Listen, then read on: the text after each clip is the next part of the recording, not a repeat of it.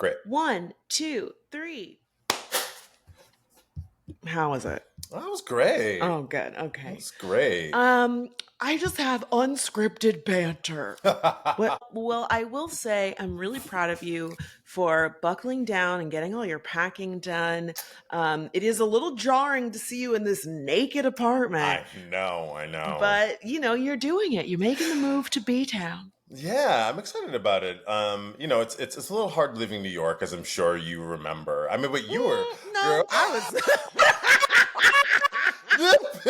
this bitch, like literally there were like skid marks, and she ran away, fucking the roadrunner with flames behind her. No. I was, you know what? I was sad to leave you, for example, because you were right down the street from me, which, 20 years of friendship, we only have lived in the same city for a very limited amount of time. It's so true. It was truly a treat. It felt like being back in college in some ways. But New York? No, I'm good. Well, I pushed back because your ass was just here late June, early June, and you were like, oh, I'm only in New York on the subway. Oh my God, I remember what it's like in the Pacers. You really fell in love with it for a minute. Yes, you know what? You are not incorrect, but I will say New York in the summer is like no other fucking place. It's the best time to be in New York, It's so true. And I was getting to have this romantic, the weather, it wasn't super hot yet, and it didn't smell like piss. I remember the city smelling like a UTI, and I don't know what a UTI smells like, but I know exactly the fuck you're talking about.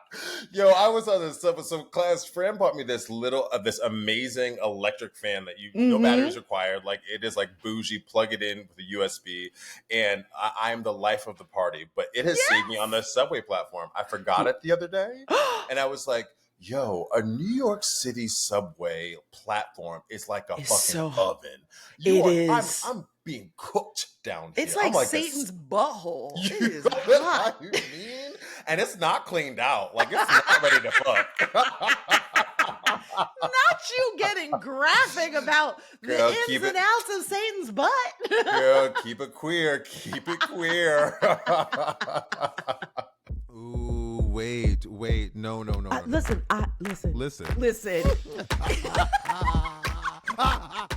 Wait. I hate you for that. Let me fix it. Welcome back to Let Me Fix It, the podcast that says, you spin me right round, Robin, right round, Robin, baby, round. Yeah. I set myself up with that one. I'm Franchesca Ramsey. I'm an actress, a producer, a writer, and current graphic designer. Oh, I'm so proud of you for that. Good catch. And I'm DeLon Grant. I'm an actor, a singer, photographer, writer, and educator. In class, at the 11th hour, I received an overwrought text from Fran yesterday beseeching me to let us do a round robin episode. And I thought, well, I'm feeling quite affable this week, so why not? Wow. Overwrought, beseeching, affable. Okay, Mr. SAT facilitator, we get it. You're a professor now with your big brain and your big words, getting ready to go off to Boston and teach your little classes. We get it.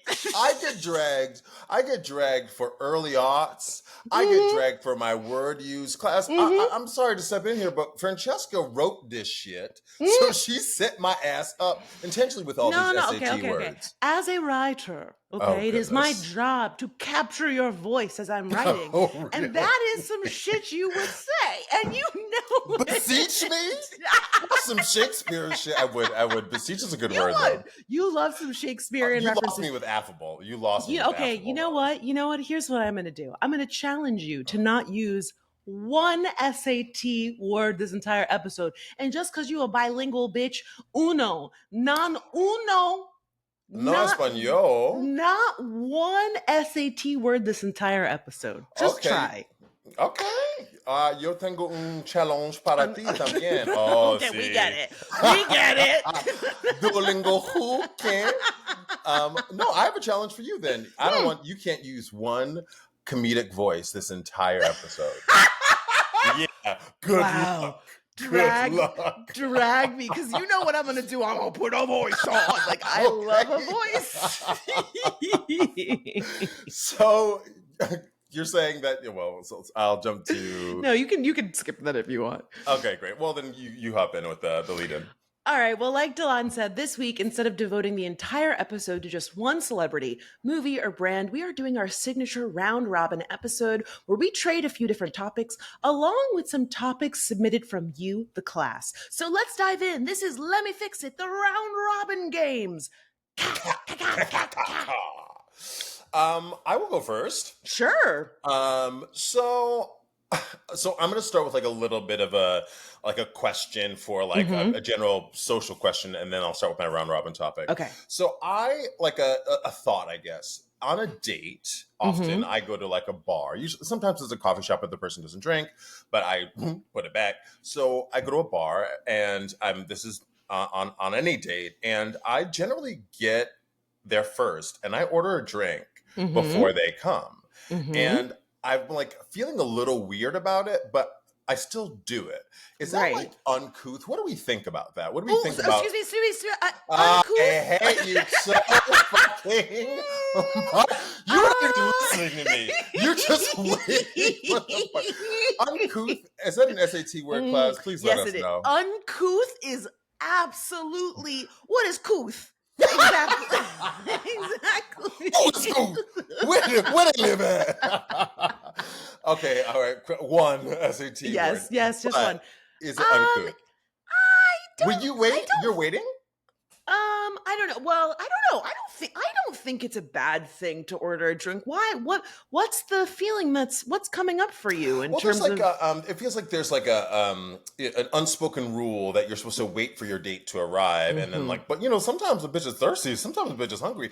I'm gonna give me some guac and some chips, and hopefully they get there before I eat all the chips. But like, well, then I would ask you, if there's an unspoken rule, why you keep breaking the rule? If you believe it's the rule, that's why I'm presenting it. I'm presenting it like, am I doing something uncouth in breaking this rule? Right? I don't think so. But usually, what I do is like a text that says, "Hey, I just got here. I'm ordering a drink. Do you want anything?" Or you know what I mean? Like I let them know that because I'm chronically early. I'm a premature baby. I'm not always when you call, but I'm always early. Yeah, for sure. Right. Yeah, that would be my fix. But it doesn't bring up for me. Again, I'm always early, so I'm rarely showing up and somebody's there before me already snacking or drinking. But if I was in that situation, I wouldn't think anything of it. Like, I would just be like, oh, whatever. You're sitting around twiddling your thumbs. The alternative is like be on your phone, I guess. Yeah, and like I'm waiting for you. I'm sitting at the table. Like the waiters come over once or twice, or like I'm sitting at the bar and just taking up space. So it feels like I'm gonna drink anyway. It's appropriate to order the drink. So going to my round robin topic. I was on a date and immensely bored, like terribly bored. Oh, okay. And I didn't know how to get out of it, right? And it wasn't a situation where questions weren't being asked. We just weren't vibing. Like it was a second date, and like the first one was like we vibed, and maybe the energy was off. I'm in packing land to move. Yeah. They were coming from work, and so it just like wasn't gelling. And so I didn't know how to get out of it. And I actually woke up this morning and I was like, I'm actually mad that I wasted my time. I'm actually mad. How long did you stay on the date? We were there for about 2.5 hours. 2 hours? I know, because you're only giving 45 minutes. Oh, I'm giving you 45. Okay, you know what I do? Here's what I do. When I'm ready to wrap the date, I go, so what else is on the agenda this evening? So to let you know that I'm out. What are you doing after this? Because I'm looking to wrap this up. Can I tell you how I did it? Well, I mean, what? I did it by saying, well, I'm about to take this train. Like, not even like, I like was 2 martinis in and I just was like, I didn't know how to segue it. Cause I was also like becoming like, what are we doing here? Like, I would finish a phrase and like, when you and I talk or when you're on a date, you pick up something from what they said, and like then you like let it keep going. Yes, anding and like filling in the gaps, and that just wasn't that probably tells me that they just weren't interested in me either or something, or I don't know what was going on. But it's so funny that you said, I'm gonna catch this train. I also do. Well, this was fun. I'm so glad we made I'm so glad we made time that is for this. not smooth at all, but just being like, I'm out. Like I'm out. Yeah. Well, this was fun. That I think is this was fun as possible. I do think my fix for this is to adopt like not a 45-minute rule, but like just say, hey, yeah, I can grab one drink.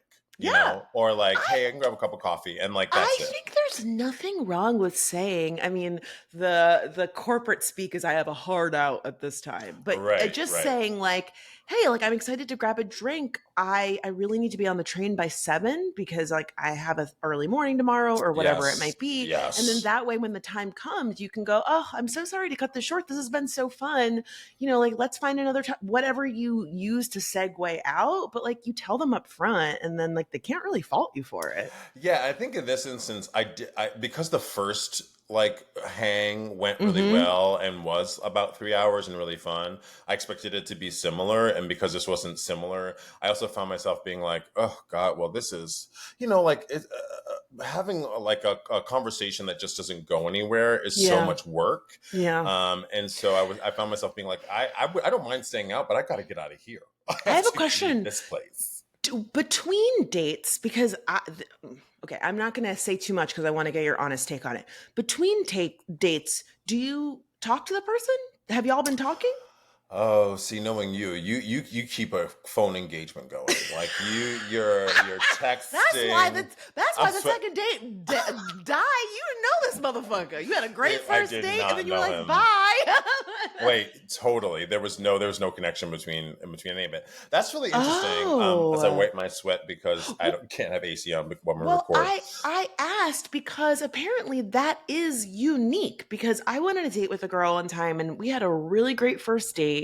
And I texted her a few times, and you know me, I'm very communicative. I texted her, and she was like kind of like not super texty. And then I was like, hey, I'm a big texter. Are you like a texter? And she was like, not really. I don't normally talk to people between dates. And I was like, right. Really? Like, that's so weird. Like, I don't know. Like, after I go on a date with someone, if I like them, like, naturally I'm thinking about them. And so I'm like, oh, here's something that we talked about, or here's that podcast that I mentioned, or, you know, something in the news happens that's like related to something that we talked about, or I don't know. Like I just you're trying to build the relationship with him.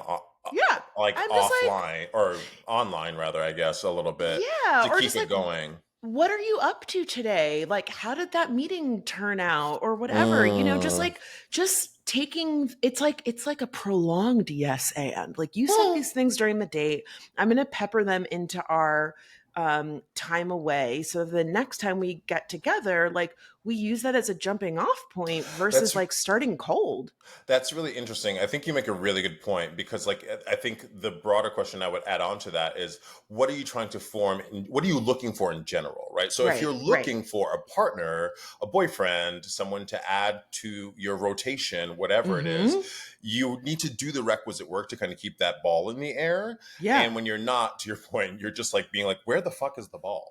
Like, which was, I was like, we don't even have a ball. We're not playing the same game. Yes. Right. Exactly. And then you're reaching for things to commiserate over. Because you don't know the person. You don't know the person. Yeah. Yeah. And that was it. Like there were a couple like false starts where I mentioned something and he was like, oh, I don't really watch TV. And I was like, you know, watch TV. Okay. That like takes out 50% of the things we can connect over. And I don't really read. So I listen to books on tape and I read the news. You know what I mean? Yeah. Yeah. Oh, so that's so interesting. Okay, well, I think that would be my fix. The next time you have a good date with somebody, you got to keep the ball in the air between the dates to see if you continue having chemistry. Now that you're saying this, I'm thinking back to a few people that I really enjoyed and like, why did that not come to fruition? And New York's very transient. I travel a lot for work. And so I will be like, yeah, I'll see you in a month because you're on vacation for a week and then I'm gone for 3 weeks. You better fire up them voice notes and do a FaceTime Yeah, date. people hate voice notes. People hate. Oh no, sorry. On Hinge, people hate the voice notes on Hinge. But like you and I will send voice notes. But like for you'll send like a random date a voice note that you've had like one date with. I mean, we about to get into the. It's so funny because you and I, we don't share our topics before we hop in, and both of these are going to be dating topics. Hilarious. So, but yeah, I have been seeing somebody, and there were 2 months between our first. Oh no, we had 2 dates. We met at a party, then we had a date. Then there was like 2 months in between because like both of us were traveling, and so it was a lot of like phone calls and voice notes. And I like a voice note. Wow. I mean, I guess like when you're committing in that way, I mean, you are schooling me and also being like instilling in me, like I say, I want a relationship. So you have to do this kind of work to build it. Yeah. I'm like, okay, well, the date's done and we'll find another time eventually. But no, you have to build the thing like you're saying, you know? No. And I will say like, it is so hot when you get a text out of the blue from somebody that you're interested in, because this person that I'm talking about now, after the second date, I kind of just, not that I was like, oh, whatever, but like I didn't really think anything of it. Like it was very nice. We had a great time together. They did disclose like they're not a big texter, and so I was like, okay, cool. Like thanks for letting me know. Like I, won't put pressure on this. We don't live in the same city, and so I just kind of like went about my life, and then like randomly I got a voice note from them that was like, hey, I was thinking about you and like this thing that you said, and I just went, and I was like, That is very sexy. That is very sexy, and also very adult, right? Ugh, grown shit. I've had a crush on this dude forever. It's never. I don't care. I'll say his name on the pod. Okay, we might have to beep it though, but that's okay. I'm a beep the hell out of that shit when I hit it. Do it. I've had a crush on him for years, and it's ebbed and flowed or whatever. But one of the sexiest things that happened is that like we met on my birthday. We all went out, and he left really abruptly. And he called me the next day. It wasn't a text. It was a call saying, hey, happy birthday. It was lovely meeting you. I'm so sorry. It was the sexiest thing in the world. And I was like, it's intention. Am in love with intention. I'm showing up to show you what that meant. And like, you're significant and valuable. And it was so sexy, to your point. Yeah, I mean that. If you're cool to segue into my topic, please, that is very much related. So I've been complaining to you about this for ages, especially in LA. My topic is canceling at the last minute, and let me just say, shit happens. Okay, we know things happen, but on the topic of being intentional. If you are attempting to get to know someone, either you want to do this or you don't want to do this. And I say the same thing to every single person that I'm prospectively dating because, spoiler, I'm poly. I'm generally dating like one or two people at the most at the same time. And so what I always tell people is, I like you. I like this. I want to keep doing this. If at any point you don't want to do this, all that I ask is that you tell me. That's what I say to every single person. And so what is frustrating is people always go, yeah. And then instead of doing that, they do things like cancel at the last minute. Now I give you one. Things happen. This girl in particular, we met at a party. We really hit it off. She did, to her credit, tell me up front, I just went through a breakup. And I was like, okay, cool. Like I'm down to just be friendly if that's how you feel, right? But like she was really like, no, I just want to let you know, but like I'm open to like us going out. So like we plan to go out on a date, and it's Pride Month. We're trying to do some fun Pride stuff. There's a party she wants to go to. I'm like, cool, I'll buy the tickets. These tickets are $30. Not super expensive, but like that's $60. Okay. Right, so I buy the tickets. We're excited about going. We text lightly back and forth. Day of, I'm like, hey, so do you want to like meet there? Do you want to come here? Like the doors open at 3. It was like a day party. And she was like, oh, I'm really sick. And I was like, oh, okay. And I had a little eyebrow twitch because I was like, if you are sick, you would have known you would have known you were sick. Thing, but one of them, right? Well, it's just like if you're sick, then you should have texted me and said, I don't feel well. I'm sorry I have to cancel. Not the other way around. Right. What time was this text that you texted her? It wasn't Okay, like so 9 o'clock in the morning, was it? no, it was like 10 or 11, and the party Okay. started. Doors opened at 3, Yeah. and the party was like, we're hard closing the doors at 6. It was like like, and Okay. so I was Okay. like, do you want to get there at What's the 4? Do you want plan? to get there Yeah. at 5? Like, do you want to meet there? So like, that you what? can plan your day accordingly. You can commute. You can figure out what you're going to do. Absolutely. I'm trying to figure out what the fuck I'm doing today. I have stuff to do. So that was like the first one. And I was like, okay. So then like a week later, we're texting back and forth. She feels better, whatever. And I was like, are you cool? Do you want to reschedule?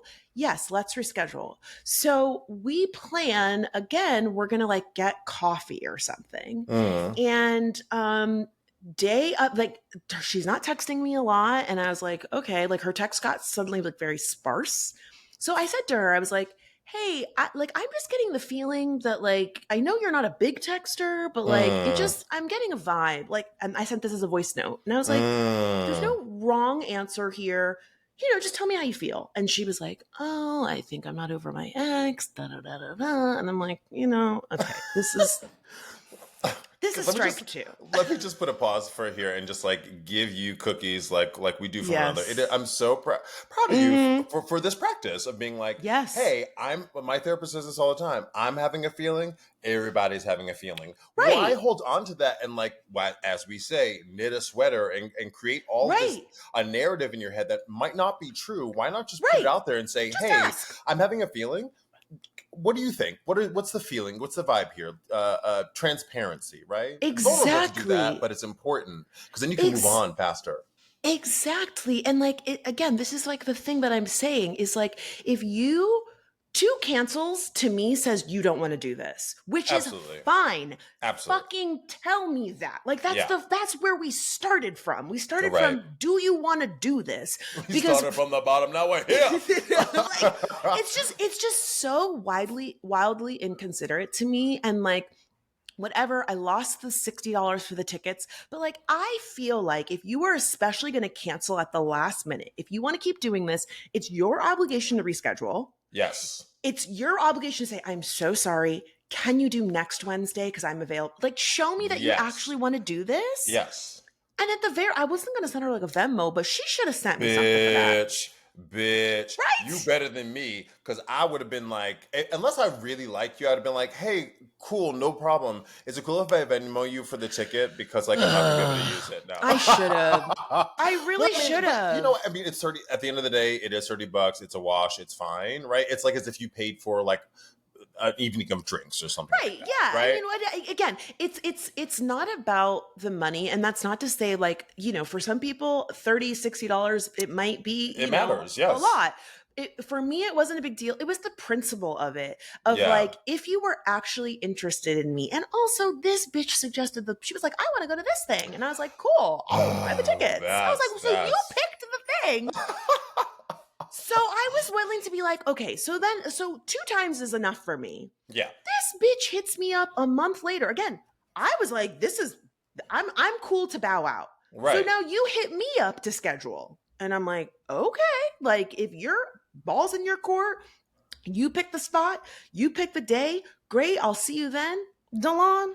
No, not day of too. Did she do a day of? And not No. and again, not even she hit me up. I fucking hit her up to be like, excited to see you. See you at this time. Really? You had to follow up again? I was so annoyed. And again, she did the whole like, oh my God, I had a really late night last night. Da, da, da, da. And I was like, I didn't say any of this to her, but like, class, please let me hold your hand when I say this to you. Don't fucking lie. We are adults. Wow. If you don't want to, I don't want to beg anybody to spend time with me. And you don't have to beg. And I'm very fucking cool. I'm very cool. I'm very fun. Do you know what I mean? Right, like I turn down motherfuckers all the time. But like if you aren't interested, and it was just so weird because I was like, Mama, you reached out to me, you picked the place, you picked the time, and now like you changed your mind like day of. I was like, I have other things to do. Because to your point, like if you knew you were going to have a late night before, or you had the late night, I would text you when I got home, be like, hey man, Text I have me to at 1 a.m. reschedule. Text me at So 2 sorry. a.m. and Yeah. say, like, I am wasted right now. I'm Yeah. probably not going to make coffee tomorrow. I Right. would believe that versus me texting you day of. So again, let's just nip this in the bud. If you don't like somebody, don't agree to go out with them. And if you have to cancel at the last minute, you should be the one to cancel. Don't wait for the other person to reach out. And if you have a genuine reason to cancel, again, life happens. Absolutely. It's your job to then say, can we do the same time next week? Yes. Or I will get back to you on Friday when I'm feeling a little bit better. You know what I mean? And like set a reminder and then actually do it. Like show the person, because I just said, girl, no, you're not doing this. That's exhausting. I mean, I've been known to cancel because I'm like, I just don't have the bandwidth mentally. Like, I will take a mental health day real quick. Okay, fair. And be like, hey, I'm just not. I think I said to someone, actually the person I was on a date with last night, I canceled the first time, and I was like, hey, I'm just not like good to be around right now. I don't think I'd be good conversationalist and whatever. But to your point, I was like, are you available this day at this time? Yes. First frowns on me, right? Like that's how you show up. And that is the way to do it. I will say, a girl that she has a kid, and so I think that was a big part of why we were having scheduling issues. And one time she canceled last minute on me. She was like, my kid's having an asthma attack, whatever. And like part of me was like, that's a convenient story. Because she also hates kids, guys. So. No, I don't hate kids. I don't hate kids. Don't come for my tumbleweed womb.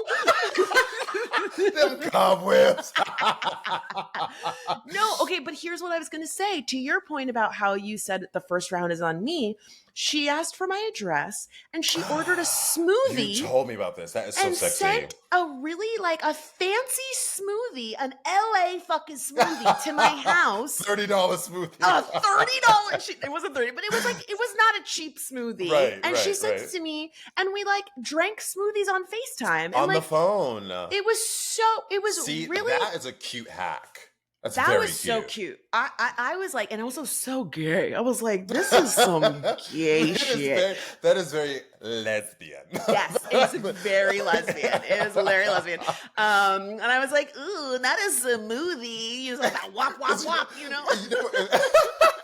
If it was two dudes, he'd be like, let me figure out this like asthma thing. And then like, maybe I can come over like around 10 or 11 and like. No, absolutely not. Absolutely not coming here at 11 o'clock at night. Call. Yes. So please, y'all, no last minute cancellations. And if there's a last minute cancellation, you better give a consolation. Oh, okay. I should have said you can't have any rhyming and puns. Wait, that's what I should have said. Okay, shit. That is so. You know what's so funny too is I had a moment where I was like, is that a sound? Is that a voice? I was like, I haven't called you out just yet. Out just yet. I've kept it. The Franchesca voice has remained clear and steady this entire podcast. She's kept it cute. I'm going to run back the tape at some point, class, but she's kept it cute. So, class, last week we did our very first listener letters episode, and it was beautiful. Thank you. So we thought, why not keep the class participation going this week with some topics you've pitched for us to fix. So we have one from, I think it's Hoya or Joya over on Instagram. They say, hello, episode suggestion, The Cosby Show. So we started talking about this in our last episode last week. We didn't get to it. We didn't get to it, so we brought it over here. It's going to be a big one. They write, I came across the episode For Men Only the other day and remembered loving when the young man sang a snippet from a commission song and being outright offended by them talking about our 240-pound woman in that same episode. Wow. So many amazing moments from that show when Vanessa got to see the wretched, the shirt Denise makes for Theo, the episode about a family friend dealing with his daughter on drugs. But after everything that's happened with Bill Cosby, it's hard to enjoy. Knowing we can't rewrite history, is The Cosby Show still okay to enjoy? What, if anything, can bring us back that joy we felt several years ago when watching that show? I love the podcast. Thank you, Joya, for sending this. This one's going to be Adu's, though. What do you think, Fran? Yeah, this one I think is really hard because I think it's a little bit different than, for example, like R. Kelly's music, right? Like You R. do. Kelly, I think it is a little bit different only because like R. Kelly is the sole proprietor over his music. So when you are Mm, listening to his music, it's his singular voice versus mm, the Cosby Show is an ensemble. mm. And I read something about how after Cosby, all the stuff came to light about him abusing women and went to trial. They pulled the Cosby Show off of streaming, and a lot Oh, of those wow. actors lost the residuals. And I have the Wow. feeling of like, how fucked up is it that they are paying the price for this Yeah. man's misdeeds? And so, like, that's for me, that's difficult. And again, it's the thing of like, the show was such a benchmark in TV, in black Yeah. TV. It changed the landscape. Yeah. And you can't deny that. Yeah, I think like the real difficult part of this question is that, to your point, it's so formative, and it's such like Hmm. a like it has such cultural significance, not only for Black people, but I think for America, for American Yeah. TV, for like comedy, for comedians, right? It's so many Hmm. things for all those actors, like you point out. So it's hard to really take like the legacy of the show and really divorce it from Bill Cosby's legacy, because the show Yeah. is his legacy, right? But at the Yeah. same point, like, it means so much to us. It's so formative for us, right? We could all name several episodes that mean something to our family, or gathering around the TV to Hmm. watch episodes, right? So for me, I think it's okay to watch. I think it's okay to watch because the way I've reconciled it, or I've not reconciled it, I think I've kind of it's just how I view it, I guess, is every time I see Bill Cosby, I think about the allegations Hmm. and the crimes and his misdeeds, to use your word. Every time I hear Michael Jackson songs, I think Yeah. about his misdeeds and the Hmm. allegations. Every time I hear R. Kelly, I think about the misdeeds and the allegations. And I it's in the marrow of that art now. But I Yeah. still enjoy Thriller. I still enjoy Yeah. the Cosby Show. You know what I mean? So I think two things can be true at the same time. I still Hmm. can enjoy those things, but I think they're inherently kind of tainted by Cosby and all the other gents I named in there. Yeah. I mean, what Because if it's there was like, how some can you boycott it? I don't know that you can. You Well, can well, boycott it, here's I here's suppose, but here's was going to be my pitch is that maybe instead of pulling the Cosby Show off the air or removing R. Kelly's music or whatever, is maybe the revenue from those things, a portion of it goes to the victims and or some mm, sort of nonprofit organization. And in the mm, same way that when you watch a movie and there's like a disclaimer at the top that you know what I mean, like some of these scenes might not be appropriate for minors or whatever. Like mm, maybe there's some little boilerplate before the episode starts that mm, says a portion of the proceeds from the revenue of this is going to, RAIN, which is the which is for advocates for survivors of sexual assault. yeah. So maybe something like that. So it's kind of to your point about we are remembering the victims, but we're also doing something to like put money in their hand instead of an empty apology. Write a check. Oh Write God, a I was motherfucking about to check. quote that song. I was about to quote Joe. My legacy.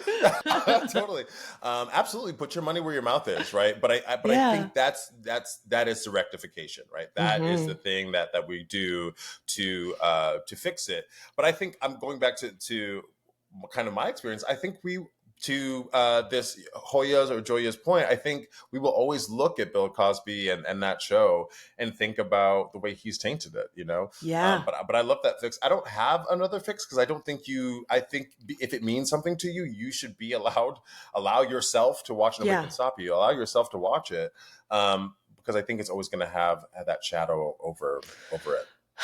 Yeah, I know. I'm having that right now when like a P. Diddy song comes on in the gym where I like wince and I'm just like, oh, I can't Mm, enjoy the song. And I think yeah, I think you're right. That's just gonna unfortunately be our experience from here till eternity. And everyone's yeah, gonna have to make that choice for themselves if they can't listen or they can't watch anymore. yeah. Next up, Felicia sent us this clip of Drew Barrymore asking Kamala Harris to be the country's mamala. Now, Galan, did you see this clip? I did see this clip. I'll just sidebar. I'll put some audio in here. Yeah. I'll Yeah. um, I did see this clip, and it's it starts with Drew Barrymore's performative kind of, acting earnest that also makes me like want to take a shower. But then it's like it's asking this woman who is the second most powerful person in the world to, after she's already like disclosed this thing about her family, to be, what we need from you is we need you to be the mother of the country. How about she's the vice president of the country? I know. How about like not to say like being a mom diminishes her, but there's something about the way Drew presents it that feels like it just like cuts her or it infantilizes her or something. Infantilizes is the word for sure. That Here, like I wanna read Felicia's comment. Sorry, my bad. It's totally okay. I'll you'll move it around. Yep. So Felicia says, "Can y'all fix this? Especially Drew. What is her deal? Why is she asking the VP to be the country's mom? Eye roll emoji. What does she expect her to do? Call a mass timeout or the whole U.S. goes to bed without dinner? I freaking roll." Felicia said, "You gonna get 2 eye rolls for the price of 1. I don't know who is a hotter mess." The clip that Felicia sent also included something about George, what's his name? What's the guy's name who got kicked out of Congress? The scammer. Oh gosh, George Santos. Oh yeah, we Why can't are we still even talking about that before. Listen, Lord thank God we're God. not. We're not. He is not on the country's radar anymore. I also just want to add, Felicia, stay in the comments. Felicia, stay in them. Felicia be DMing me privately. What's up? Listen, we're not saying bye, Felicia. We're saying hi, Felicia. She rides for Let Me Fix It. She really does. We see you, girl. We knew we had to include this fix for her. Yeah, this clip. Oh, there's something about Drew Barrymore.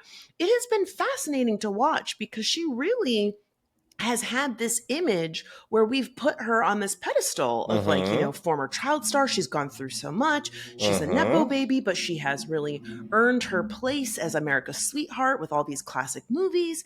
And the talk show has just really revealed her to be very cringe. Yeah, man, super cringe. And again, I haven't, full transparency, I haven't watched anything other than clips, right? I haven't sat down. I couldn't tell you what I think it's on MTV, but I couldn't tell you what time it comes on. I couldn't tell you. No, it's a network show. See, wouldn't even know. Don't even know. But to your point, we've talked about Drew Barrymore in the context of Kelly Clarkson's show. Like I think it was our American Idol episode. We talked about how Kelly just feels so earnest and like she really is interested in her guests and like she's just genuine and vulnerable. Yeah. And Drew feels like she's acting. She just feels like it's Drew is on her motherfucking hands and knees, holding the hands of her guests and like looking up at them and pleading with them. And it just feels, you're right, so performative. It just doesn't feel, it's like she's performing earnestness. Yeah, exactly. Well, and the other thing I want to, the Kamala Harris of it all, like, I know that like we the VP or the president goes on these shows to like soften them. They go to look more relatable. But like I want to hear some hard hitting questions, Drew. Right. I want you to be like, hey, here's what we need to do in terms of the democracy falling apart. Right? Drew Barrymore is not asking questions about democracy, Delon. You know what I mean? Like I don't know, something other than her family. I want to hear things about the country. I want to hear how we're handling inflation or whatever. That's the news I consume, and I'm not the target audience for a Drew Barrymore show. Yeah. But it also seems cringy because like it diminishes her role and her significance in the country. And I'm like, girl, say something that's substantive, you know? Yeah, and I think the other thing, you brought up the fact that you want to hear something substantive, and I think that that's part of why this clip is also so cringy, because Drew is speaking in these like generic empty platitudes. She's not saying like the country needs you to heal the divide between X, Y, and Z. She's just like, at a time like this when we're so divided, the world is falling apart, and it's just so difficult. How right dare you, now. Crash? She's doing the mouth. She's doing the. I'm doing a voice. I'm doing a voice. She is. Yes, yes. I'm doing a voice. Hot. I'm sorry. She's not saying, she's saying so much without saying anything. Yes, And then I truly, think truly. there's also like the racialized politics of it, where it's Ooh. like Black women are always expected to be the fucking mammy to every Yes. goddamn person. Yes. And like here she is saying like, my stepkids call me Mamala, and she's like, will you be our Mamala? And it's like, no, I will not be your fucking mom. I'm the vice president, you know? Well, and I think that's part of the infantilizing. I think that's part of the infantilizing, or the infantilization of it all. Is like, I also see the racial part of it, and like to your point about the mammy, the Aunt Jemima of it all. Hey, person, come on and do this service for us with this. You know what I mean? Without because you're supposed to clean up the mess that we fucking created. Oh, why don't you talk to your white audience about what they can be doing to heal the motherfucking divide that they participated in? You know what I'm saying? Like suddenly it's her. I mean, yes, she is the vice president and there are things that she can do, but like to your point, have a conversation about what it is you do on the day-to-day as vice president. What is it like being a mom and a stepmom and also a working woman? Like those are things that like your audience can relate to. And also Drew, even though she is a very wealthy Nepo baby, she is a working mom. Like let's hear about that. Like not be the mom to the country. Like what are you talking about? Because also like there's a producer there getting the audience to clap for a line like that. When you're in the studio audience class. But it also feels like you're setting it up for that. You're setting it up for that clap line. I'm like, ugh. And Kamala looks so uncomfortable. She looks terribly uncomfortable because she's like, do you know, like, I know the nuclear codes? Like, right? You want me to be your mommy? You know what I'm saying? It's ridiculous. So class, the last letter we have, or the last DM or comment, I don't remember where this came from. It's a DM from Instagram. Okay, so class, the last DM we have is from Jay. Jay writes, hello, smiley emoji face. I just listened to the Sam Goody episode and wanted to say I really appreciate you both being vulnerable and authentic during your glow up segment. I think overall we all feel very raw right now, and there's a comfort in knowing you've got people sitting in it with you. I really, Jay really should appreciate be working that. for Drew Barrymore. This is what I thought while I was reading it. That's what Drew should have said. Exactly. Kamala, I appreciate what you bring to the table. I appreciate what you as a Black woman, as a mother, like the optics and what that means for America, like anything substantive. Thank you so much, me. Jay. Yeah, exactly. Yes. And this is why. Yeah, absolutely. Well, I pulled this one because, like we do keep it light and fun, but the thing I love about our show is that we still manage to seamlessly transition into personal stories and like challenges that we're having. And it feels like a really safe space to share those things. And when I get messages like this, sometimes it's so funny, Delon. We will record the pod and then you'll send me an edit and I'm like, I don't remember any of this. Friend, it's the same thing. I will like listen to it as I'm editing it and then be like, oh, it's funny, hilarious. Send it to you and you'll be like, wow, that's a good episode. And then I'll go back and listen to it and I'm like, oh, wow, I just did this. I just edited this.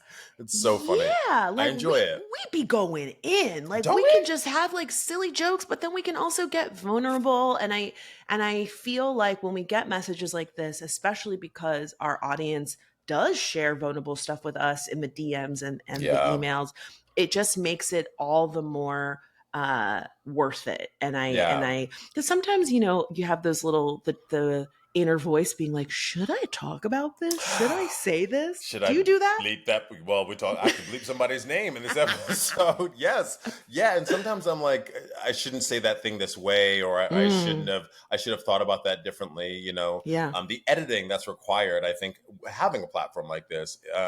But I do appreciate when we are this vulnerable, because to Jay's point, I think we are building a community here. And we often talk about this when people talk about listening to the episode, they feel like they're in conversation with us. I had a friend of mine, actually, Kyle, who said, oh God, it's so uncomfortable because I feel like I'm like eavesdropping on a conversation. And I was like, no, you are. You're invited to the conversation. You're part of the conversation. So we're also building community here. And I do think lead by example. If we're being vulnerable and honest and earnest and showing up as ourselves, I think we allow other people to do that. And I talk about our guests a lot. We have a lot of guests, well, not that many this season, but we've had guests where I'm like, hey man, I didn't know your work before Fran brought you to our table, but in researching you, I really appreciate how you show up and how you allow us to be more of ourselves. I love people like that. That has really been a common theme in our guests. And I think generally, like in my work and in our show especially, I think it is so important for people to be vulnerable about their challenges because it's really hard when you're going through it and you look towards somebody that you look up to and you're like, oh, their life is perfect. Yes. They have it all figured out. Every door is opened for them. And then anytime you get a peek behind the curtain and you're like, oh, damn, like she's stressed about her career. Oh, it's dirty in here. You live like this? Girl, you better put them panties up nasty. Snail trails all over the goddamn place. Snail trail. Girl, what you doing in here? What you doing in here? Jay says, close it up. I did. Thank you, Jay. Honestly, though, and class, we keep saying this. Please send us your comments, thoughts, whatever. But we also want to hear your stories. We want to talk about your stories. We want to fix. We keep saying fix your problems, but offer us things in the world that you want fixed because we are here ready to talk about them, and we want to share your voices as well. So it means a lot. Now it's time for everyone's favorite segment, the Glow Up, where we give props to those who've turned themselves around without our help. But first, let's take a quick break. And we are back. Delon, is it okay if I go first? Have at it, lady. So my glow up this week goes to my little dog, Flex. Now, Delon knows because he has been intimately acquainted. Had to get a tetanus shot. No, you didn't. Okay, so we've talked about it before, but Flex was a biter when I first got him. And, I got him during the pandemic. And so it was just me and him. And I think for a while he had like social anxiety. And he didn't we all, Flex. Right.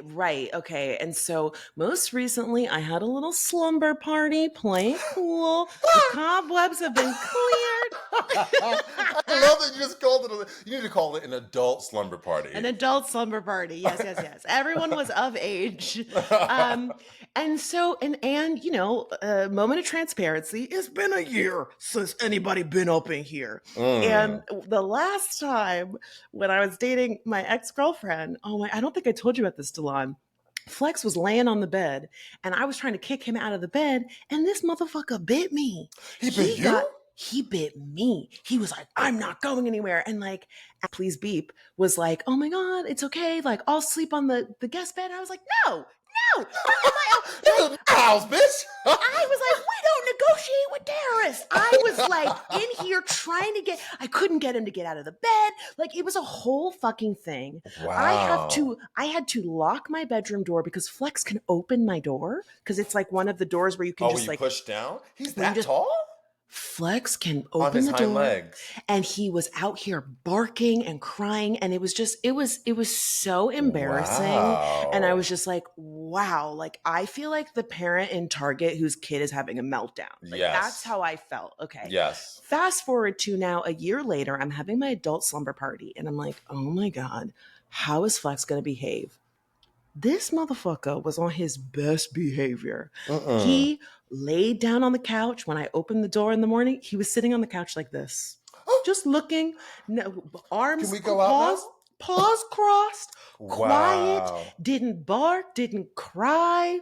I remember one time, please beep. Yes. He leaned over to kiss me. Flex said, get away from her.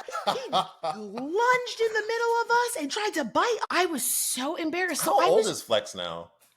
I don't know, like 6. Oh, because he was adopted. That's right. Yeah. So I was like, maybe it's like age, but also. Maybe. Yeah. Maybe. I do think it's age. I think it's also just like time and also just like, getting comfort, and knowing like we are safe here. I'm not going anywhere. If I go out of town, for example, I'm coming back. All right. You've been out of town a bunch, and he's I've- been with other people as well. He's Yeah. had to be with a dog walker. Sometimes my neighbor will walk him. I feel less worried about strangers petting him. I don't like kids pet him, but I don't feel the like anxiety of, oh my God, please do not bite the stranger, because he really has come a long way. And I'm genuinely so proud of him. And the only thing that would make it better is if he got an agent and start booking some acting work, which is, somebody got a book in this house. You know why he was sitting there? He said, "Oh, I need a break from this bitch." He said, "Yeah, go in there and dust off that thing so she'll calm the heart down. Blow that back out." He said, "It's about damn time." He said, "Don't come out until you got a limp, mama. Let's go." It's true. So shout out to Flex. Shout out to Flex.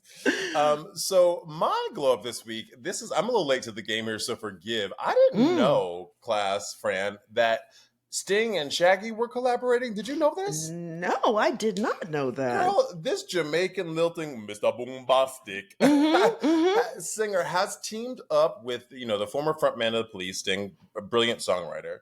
They had an album in 2018 called 44/876. They had a tiny desk together. Oh, okay. They are evidently both collaborating. They're really good friends. Okay. If you know the Police, the music of the Police's former band, it has like Jamaican-y lilt. Exactly. A very reggae. So like they kind of bonded over that because Shaggy's Jamaican, and he does his most of his music is of that style. So it makes sense that there's kind of synergy. SAT word. That's actually a buzz, a professional word, a C-suite word, synergy. Yeah, it's like a corporate word. Corporate word, yeah. Yeah, okay, yeah, I'm okay with that one.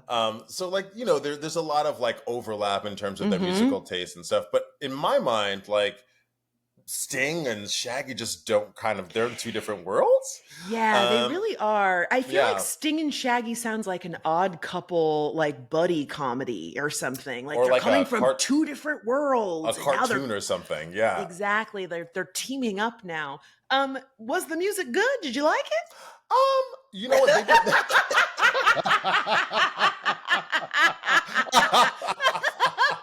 Well, I think we have our. Well, their tiny desk. I'll put a little clip in here, class. They have a song called "Englishman in New York" that I really did dig. That had a good lilt to it. That had a very Jamaican like reggae feel to it. But one of their other songs, I listened to a couple songs on 44/876, and I was like, oh, okay, it's interesting. It might be why we didn't hear about it. Exactly. But I was like, yo, I'm here for like this glow up and collaborating and still making money and still making music. I did see the fun fact that Sting gets like $2,000 a day in royalties from the Every Breath You Take sample that P. Diddy did not clear. Oh, wow. And so I think it's interesting because Sting is at a place in his career where he can afford to experiment. He can do a random collaborative album that nobody He wrote a hears. musical. Oh, I forget what that musical was. He wrote a musical like, I don't know, 8 years ago or something like that. It didn't last on Broadway for too long, but it was on Broadway. So may we all get to a place in our career where we can just do whatever it is we want to do. This is the goal. Yeah, that's the move. This is the goal, to have enough clout, enough cachet, and connections and money to just go, I have a TV show idea. Can we do that? You know what I mean? Caitlin calls it one for you, one for me. I'm going to do one for y'all. I'm going to do this like weird, random little bullshit job. And then I'm going to do a passion project job. Ooh, so shout out to Sting and Shaggy for figuring that out at this stage in the career. Go ahead with it. Do you want to wrap up? No, go for it. Okay. So, like we said last week, and like we say every week, we want to hear from you. Why do you think Drew Barrymore is sitting on... That's funny. Why do you think Drew Barrymore is always sitting on her guest laps? Drew, nobody wants your snail trail in their lap, girl. mean somebody sits in your lap and makes it all hot? You know what I mean? Especially an adult. Get out of people's lap. Or maybe you have a suggestion for a TV show, celeb, or brand we should fix in a future episode. Hit us up on Instagram at FixItPod or email us at LemmeFixItPod or email us LemmeFixItPod@gmail.com. And do not forget, friends, we have a YouTube channel. I've been really sticking to my guns and putting those episodes up. So please check them out. Remember, you getting the raw, unedited Fran and Delon experience. Wow. See, I should have said no sex jokes, but then I made some sex. I did. Then you could have, and if you bit me, you would have been paid some money, girl. So check us out, youtube.com/@FixItPod. And if you enjoyed this episode, please be sure to give us a rating over on iTunes, Spotify, Amazon Music, or your favorite podcast app. I'm Franchesca. And I'm Delon. And this was Lemme Fix It. Ah, that was great. great.